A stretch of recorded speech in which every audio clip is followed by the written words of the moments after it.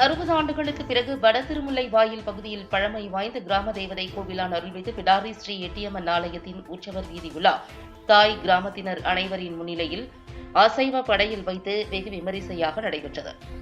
சென்னை ஆவடி அடுத்த திருமுல்லை வாயில் பகுதியில் அமைந்துள்ளது அருள்மிகு ஸ்ரீ பிடாரி எட்டியம்மன் ஆலயம். 100 ஆண்டுகள் மிகவும் பழமை வாய்ந்த இந்த கோவிலில் சுமார் 60 ஆண்டுகளுக்கு முன்பு உற்சவர் வீதி உலா நிறுத்தப்பட்டது. அதன்படி உற்சவர் அருள்மிகு ஸ்ரீ பிடாரி எட்டியம்மன் சிலை மாசிலாமணீஸ்வரர் கோவிலில் வைக்கப்பட்டிருந்தது. தற்போது 60 ஆண்டுகள் கழித்து இந்த ஆண்டு கிராம மக்கள் அனைவரும் ஒன்று கூடி உற்சவர் சிலையை மாசிலாமணீஸ்வரர் கோவிலில் இருந்து மங்கள வாத்தியங்கள் முழங்க ஊர்வலமாக எடுத்து சென்று எட்டியம்மன் கோவிலில் வைத்து பூஜைகள் செய்தும் தீபாராதனைகள் காண்பித்தும் பொதுமக்கள் வழிபட்டனர். மாலையில் உற்சவர் அருள்மிகு ஸ்ரீ பிடாரி எட்டியம்மன் சிறப்பு அலங்காரத்தில் எழுந்தருளி பக்தர்களுக்கு காட்சியளித்தார்.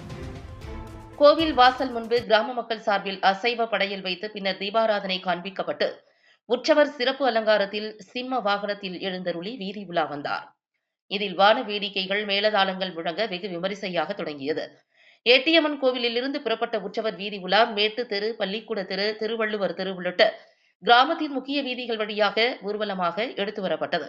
தாய் கிராமத்திற்கு வந்த அருள்மிகு ஸ்ரீ பிடாரி எட்டியம்மனுக்கு கிடாய் வெட்டி கறி விருந்து வைத்து படையல் இட்டு வட திருமுல்லை வாயில் கிராமத்தார் வழிபட்டனர். மேலும் அன்னதானம் வழங்கப்பட்டது. வழி நெடுகிலும் கிராம மக்கள் கற்பூர தீபாராதனை காண்பித்து தேங்காய் உடைத்து அம்மனை பக்தி சிரத்தையுடன் வழிபட்டனர்.